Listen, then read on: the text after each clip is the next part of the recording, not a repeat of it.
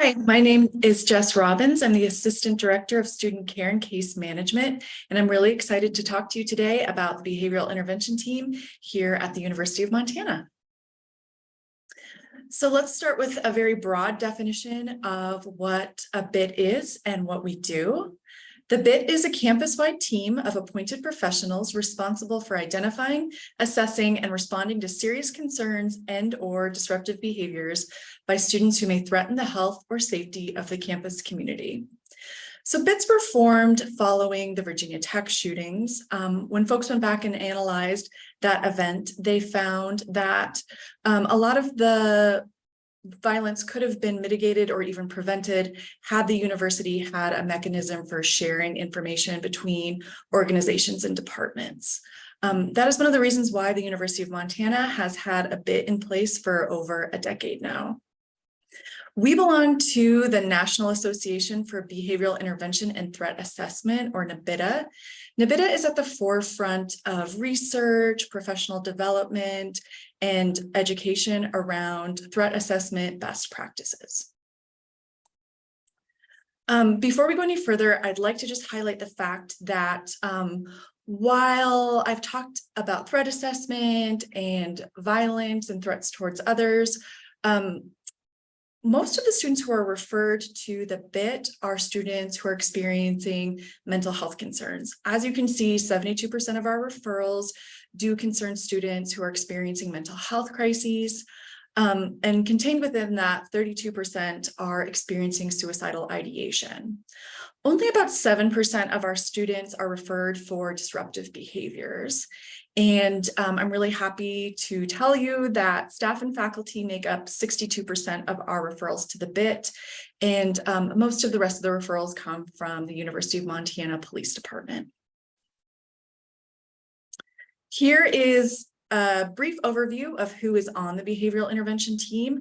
As you can see, we have a lot of folks from all over campus. I think our campus community is represented well, and I believe our team contains a lot of institutional knowledge.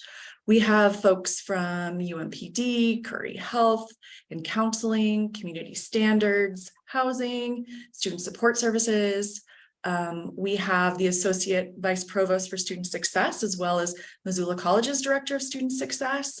And we're also really excited to have faculty representation on the BIT.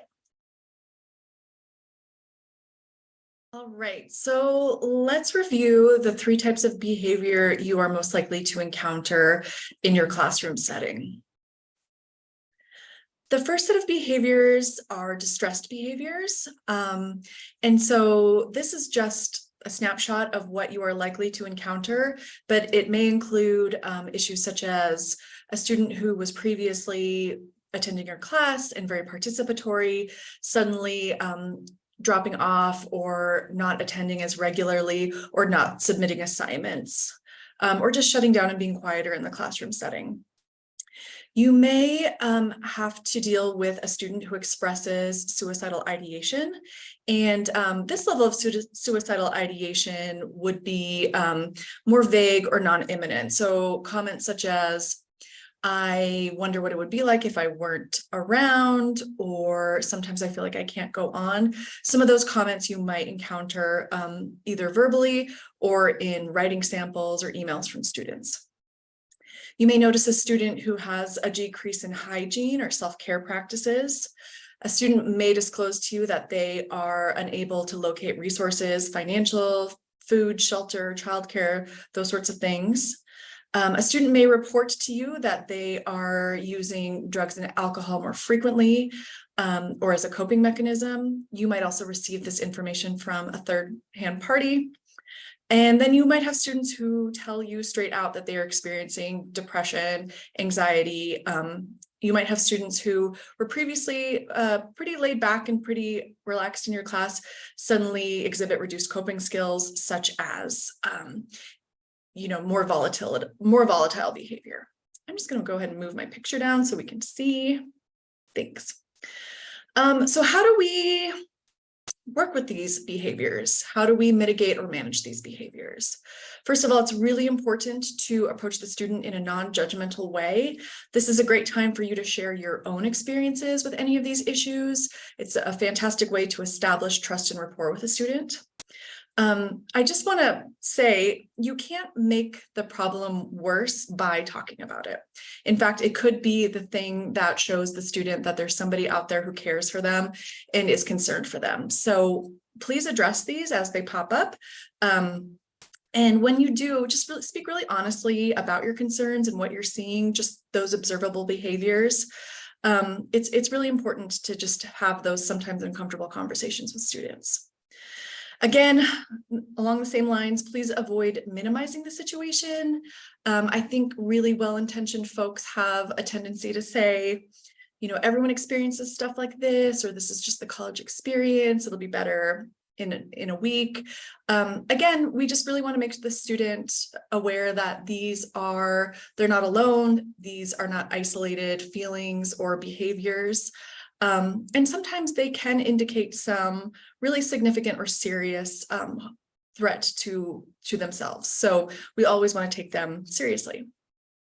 You are, of course, encouraged to offer to support the student in connecting with on-campus resources, or just even offer to help them make those appointments. I cannot tell you how many times I've had a student in my office who I asked, have you considered making an appointment with career counseling? And they'll say something like, yeah, maybe.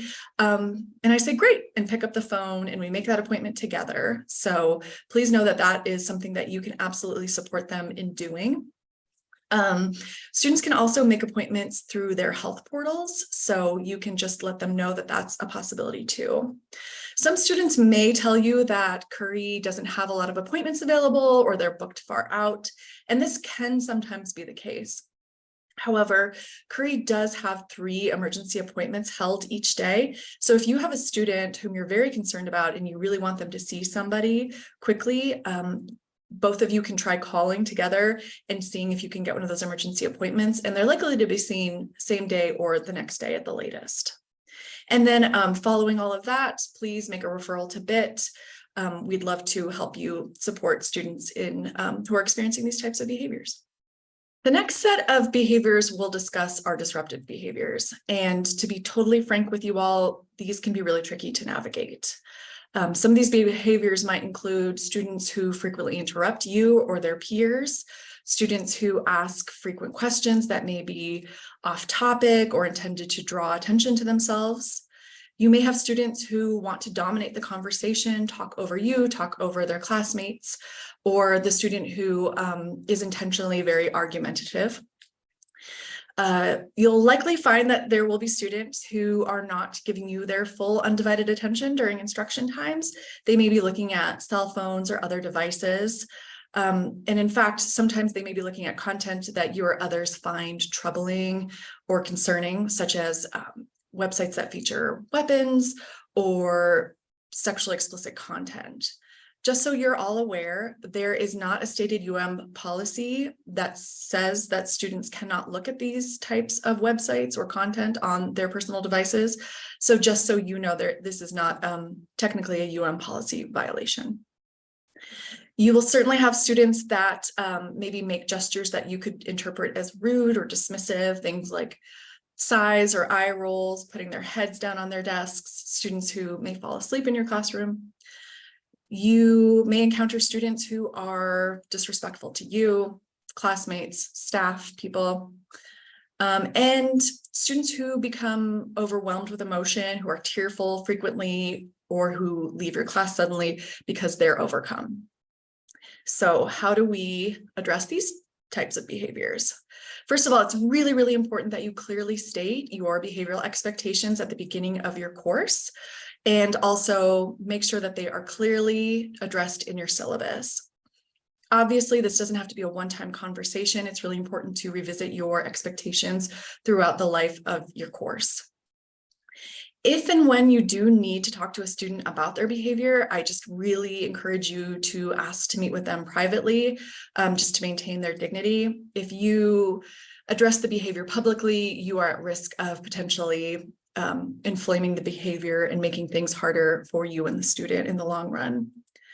When you do meet with a student, make a plan for how their behavior will change. During this conversation, be really explicit in what you're observing and how it's making you feel.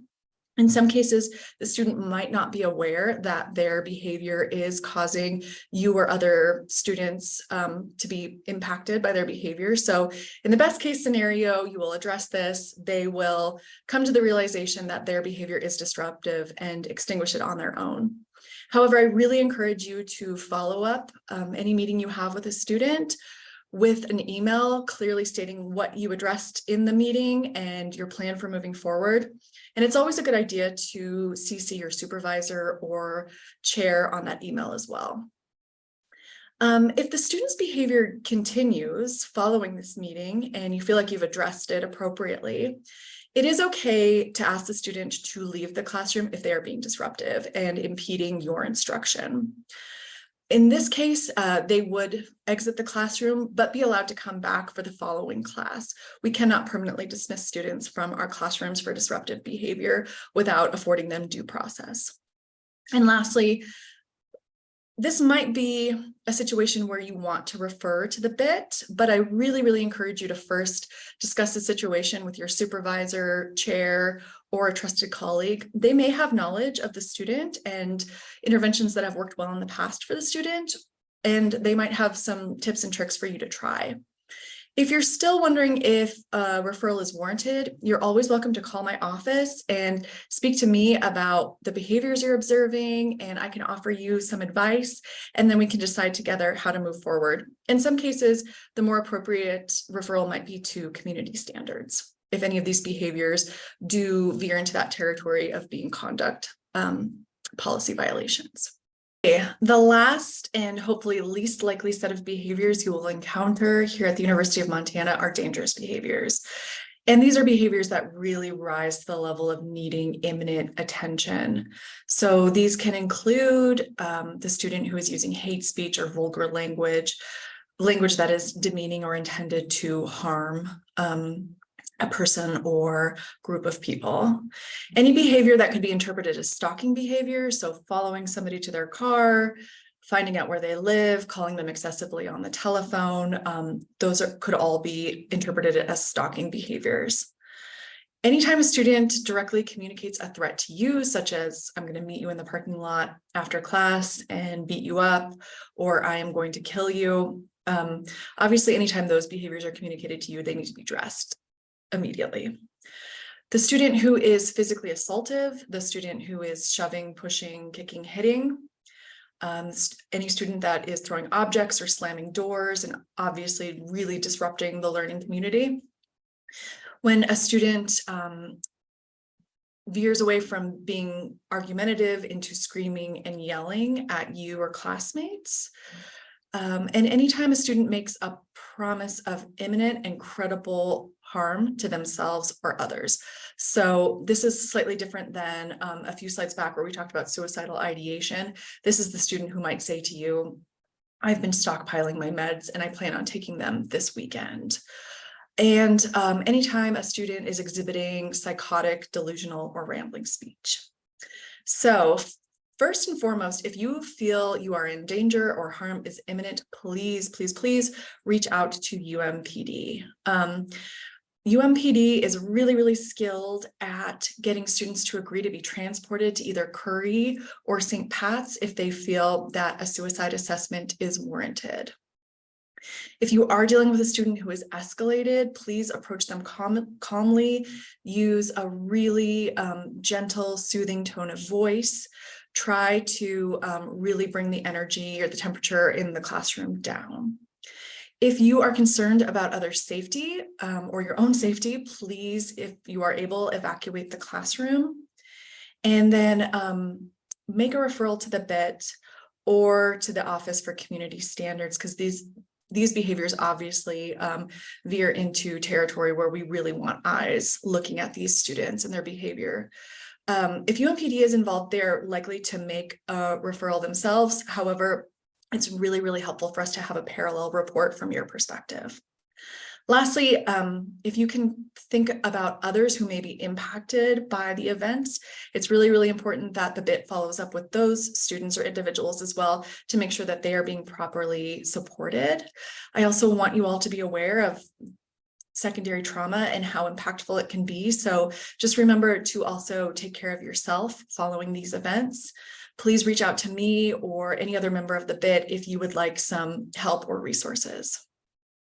Okay, so after you've made your referral, a member of the BIT will reach out to you to let you know that we've received it. And this is where we'll ask you any follow-up questions or ask you for any additional information we may need to proceed.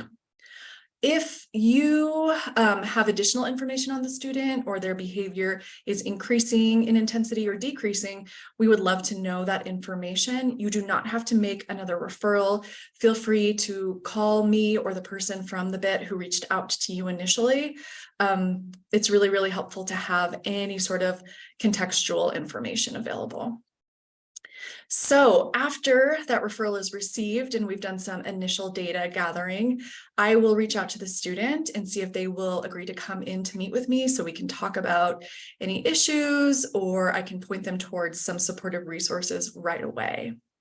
Each week, the behavioral intervention team meets to talk about new students.